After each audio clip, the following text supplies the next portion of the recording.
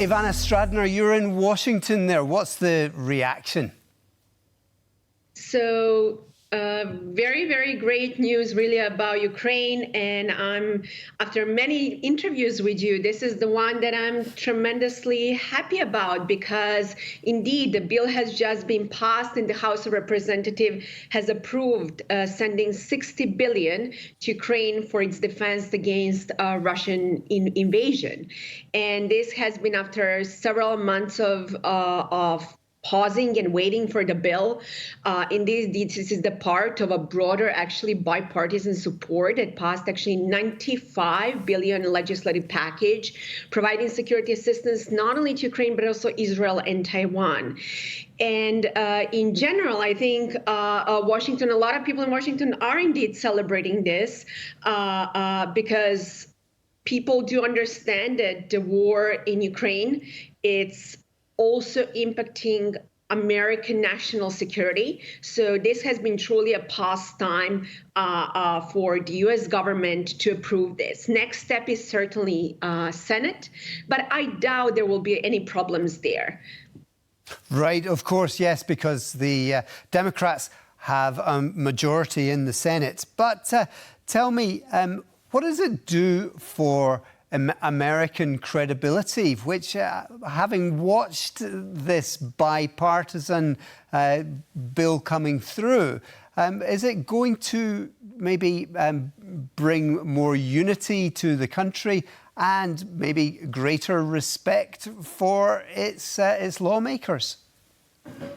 Many people actually worried about American credibility globally because of stalling this aid. And there is no truly security in Europe without American leadership. And this is a really good step in the right direction, especially given that this year NATO is marking its 75th anniversary, so which will be the key meeting will be held here in Washington, D.C. So this is truly a step in the right direction to restore American credibility, because Russia is indeed one of the key America's adversaries. And even though Russia has not attacked the United States specifically with tanks and jets and any sorts of weapons, Russia is waging also the war against the West.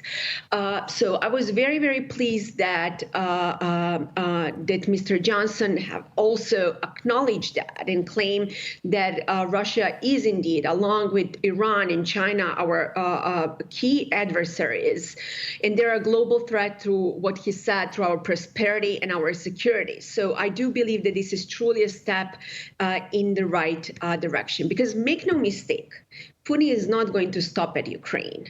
Putin has much bigger ambitions, and if Ukraine lost this war, that would be a dream come true for Putin. Also to use his might in his neighborhood, whether in any of the Baltic states or Poland. He has already threatened and tried to destabilize countries such as Moldova or the Balkans. Just take a look at what's happening in Africa and how Putin actually destabilized the continent and push away France. So Putin does not truly need to always resort to tanks and jets because he has much larger toolkit that he has been using, including information operations, cybersecurity, weaponizing migration, all those tools that are invisible, yet, very, very harmful for the Western security and prosperity. But the argument against this kind of spending was always, hey, we have a border which is not secure ourselves. These countries are far away. Let Europe spend that money. Now, will this take some of the wind out of the sails of Donald Trump, or will he then, should he win the election, would he claim that it's part of his, shall we say, his hard work? So Look, let's call a spade a spade. United States, we have a problem with the border crisis. But that does not mean that securing the border crisis means that we should not secure Europe. So this is a false dichotomy that some leaders, including Donald Trump, made in order to gain more points for the elections in November in 2024. And the United States is already immensely polarized. And I always, want to emphasize one of the most powerful Russian information operations campaign has been here in the United States, targeting specifically pro-Trump people and MAGA people to make sure that they do not support Ukraine. So whether Trump is going to win in November or not, that is yet to be seen. Nobody can predict this as of today, and I would not, exclude the chance, that he will take any credit. That's part of, his playbook, but that's less relevant. What is more relevant in case if he wins, that the United States does not fall for a trap for negotiations, because Putin is not ready to negotiate. He does not want to negotiate. For him, this is a protracted war, and he is just searching for moments to take a break, to reposition his army, to strengthen his army, and then to continue. Having said that, why also a lot of Republicans should care about this? China is watching. China is one of the key adversaries. It's not the adversary that we have. And China is watching. Our weakness towards Ukraine will actually embolden China. And for dictators, kindness is weakness. So there is no absolutely way that you can easily negotiate with them. So the more weapons we provide, the more aid we provide, it is also going to benefit our own security. Now, you're advising on the defense of democracy. We've been talking about fake news and Russian intervention in democracies for quite a while now. Really, they're still interfering in politics in the US, sending out these messages? Absolutely. One of the key problems is that we only focus on Russia's information operations around the election times, when in fact, Moscow is on it 24/7, 365 days. And make no mistake, one of the key things that Russia is actually looking now is to make sure to destabilize the West in 2024, given that the 2025 is going to be a pivotal year for Putin. So look, Putin is already destabilizing Europe before the elections in the European Union.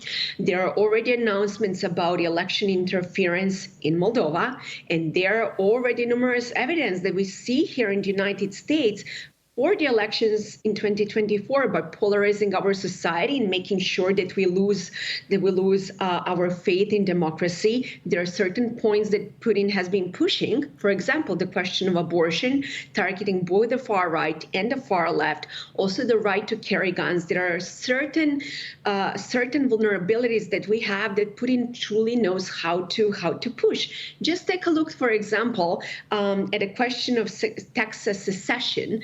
That's, one of the examples where Putin definitely didn't, win and didn't succeed. But he's not missing any opportunity, to destabilize our society. I do believe the closer we are to the elections, the more disinformation campaigns you are going to see. And not only that, I'm very, very concerned about the role of artificial intelligence and deep fakes, because that's something Russia has been working on for a long time. And my last point is that both Russia and China are now cooperating in the information space. So there will be certain topics that they are going to work together. For example, the question of biolabs that unfortunately still resonates with a lot of people in the West. So having said that, Putin has not stopped attacking the United States in the information space. Why? Because he understands very well that he does not need to send hard weapons here to destabilize and to undermine the United States. All he really, really needs to do is to continue to do what he has been doing for the past, for several years so far, and to make sure the West doesn't react. The good news is that this time around, we know Putin's tricks. We understand very well his tactics. And I truly hope that this time around, that more and more people will wake up to this invisible threat, yet very, very powerful threat that Putin has posed not only in the United States, but also to the European security. Well, in short, that was a great explanation of how the democratic process worked today to bring through that aid package for military assistance in Ukraine. Thank you very much, Ivana Stradner, advisor for the Foundation for Defence of Democracies.